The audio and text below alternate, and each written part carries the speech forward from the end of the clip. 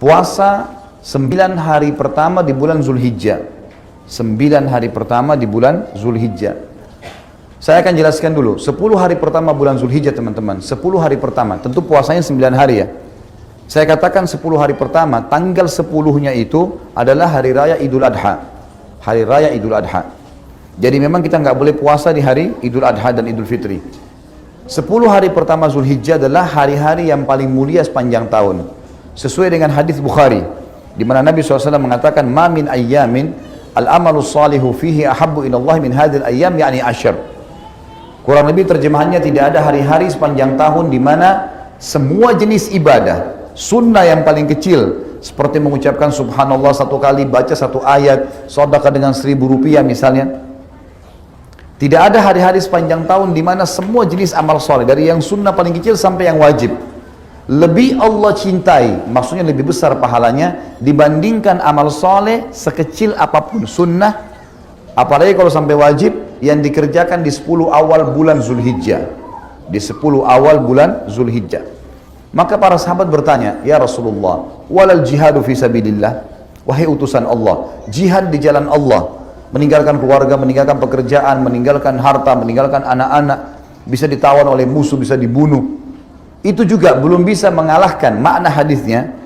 Amal sunnah sekecil apapun yang dikerjakan di 10 awal bulan Zulhijjah. Jawaban baginda Nabi SAW, walal jihadu fisabilillah. Jihad pun di jalan Allah belum bisa mengalahkan amal yang dikerjakan walaupun sunnah yang kecil di 10 awal bulan Zulhijjah. Jihad belum bisa mengalahkan itu. Illa rajulun kharaja binafsi wa mali wa lam yarji bidzalika bi syai'. Kecuali seorang laki-laki yang keluar berperang membawa jiwanya dan seluruh hartanya. Dia punya 10 miliar, semua dibawa ke medan perang, beliin senjata, beliin segala macam, habis semuanya. Kata Nabi SAW, dan dia tidak membawa pulang keduanya. Dia mati syahid, semua hartanya habis diinfakkan, baru bisa menyamai amal sunnah sekecil apapun yang dikerjakan di 10 awal bulan Zulhijjah. 10 hari pertamanya teman-teman sekalian, lingkarin baik-baik di kalender. Ini hari-hari emas kita, mengalahkan pahala jihad. Bahkan lebih jauh daripada itu. Ulama tafsir pada saat menafsirkan surah Al-Fajr, kalau saya tidak salah surah nomor 79 dalam Al-Quran, ayat 1 sampai ayat 3 yang berbunyi, A'udzu billahi minasyaitonir rajim wal fajr walayalin ashr wasyaf'i wal watr. Saya langsung masuk ke tafsir, bukan terjemahan biasanya. Wal fajr, waw ini namanya waw kasam, waw sumpah. Allah yang maha pemurah dan maha tinggi tidak bersumpah dalam kitabnya Al-Quran kecuali yang datang setelah sumpah informasi penting. Seperti misalnya wal asr, demi waktu. Maka ini Allah bersumpah agar semua manusia memaksimalkan waktunya pada hal yang bermanfaat. Sama di sini, wal fajr. Fajar adalah fajar, bahasa Indonesia, waktu subuh. Cuman yang perlu kita garis bawahi, di kata-kata fajar sama dengan di kata-kata asr tadi. Ada alif lamnya.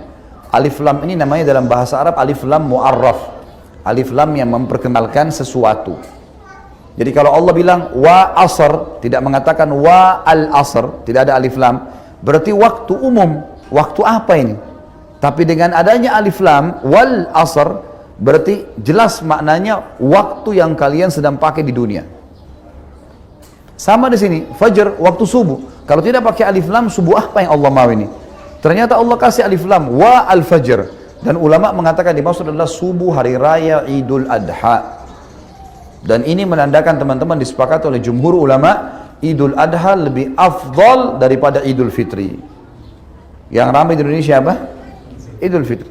Padahal sebenarnya Idul Adha lebih afdal. Kenapa? Ada alasannya. Idul Fitri, habis sholat Idul Fitri kita nggak ada ibadah khusus. Yang mau silaturahim keluarga, mau tidur, mau rekreasi, tempat-tempat yang dihalalkan, itu boleh-boleh saja. Tapi habis sholat Idul Adha, kita punya ibadah apa? Kurban. Ibadah langsung. Fasholli li rabbika wanhar. Sholat kalian Idul Adha itu lalu nyembelih setelahnya langsung. Makanya ulama mengatakan dari ayat tadi yang saya baca ini, fasholli li rabbika wanhar, dikatakan paling afdal setelah Idul Adha langsung sembelih. Itu paling besar pahalanya. Walaupun kita punya kesempatan 4 hari. Hari Idul Adha dan hari Tasyrik. 11, 12, 13 dari bulan-bulan Hijriyah, dari bulan Zulhijjah itu. Baik teman-teman sekalian, Allah mengatakan setelahnya walayalin ashr. Waw ini Dalam bahasa Arab namanya waw ataf. Ataf itu fungsinya dalam retorika bahasa, dalam grammar bahasa Arab, dia menyambung hukum paragraf sebelumnya. Jadi sumpah Allah di ayat pertama tadi, demi waktu subuh Idul Adha, kejar jangan sampai ketinggalan sholatnya dan kurbannya ya, gitu loh. Dan kata Allah, layalin asyr, kejar juga, layal jamak daripada laylah, malam-malam, asyr 10. Maksudnya kejar juga 10 malam berturut-turut sebelum Idul Adha itu. Di sini teman-teman sekalian ada ulama tafsir yang mengatakan dari ayat ini bisa disimpulkan kalau 10 awal bulan Zulhijjah malam-malamnya menyaingi bahkan mengalahkan fadilah 10 akhir Ramadan.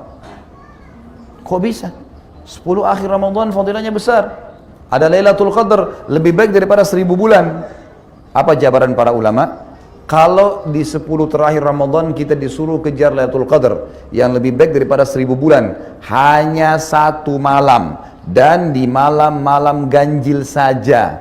Di sini di 10 awal bulan Zulhijjah Allah suruh mengejar setiap malamnya. Walayalin asyr, kejar setiap malamnya itu sebelum subuh ada dengan sholat malam. Dan di sana lebih baik daripada 1000 bulan, di sini lebih baik daripada jihad. Sudah kita sebutkan tadi hadis Bukhari. Ini besar sekali fadilahnya. Kemudian dikatakan wasyaf'i wal watr, dan hari ke-8 juga hari ke-9-nya.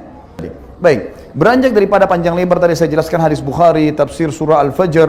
Bukhari tadi yang tentang masalah fadilah lebih afdal daripada jihad ya. Surah Al-Fajr, kemudian masukkan masalah kasus adanya ibadah haji. Ulama mengatakan 10 hari pertama Zulhijjah adalah hari emas muslimin, dan 9 hari pertama sebelum Idul Adha dianjurkan siang harinya puasa sunnah. 9 hari karena fadilahnya lebih besar daripada jihad. Dan memang tidak ada penyebutan lafaz khusus masalah puasa, tapi hadis Bukhari tadi umum. Tidak ada hari-hari sepanjang tahun di mana semua jenis ibadah, kalimat semua jenis ibadah masuk yang sunnah. Apapun itu termasuk puasa sunnah di sini. Kata sebagian ulama gitu kan. Jadi di sini 9 hari.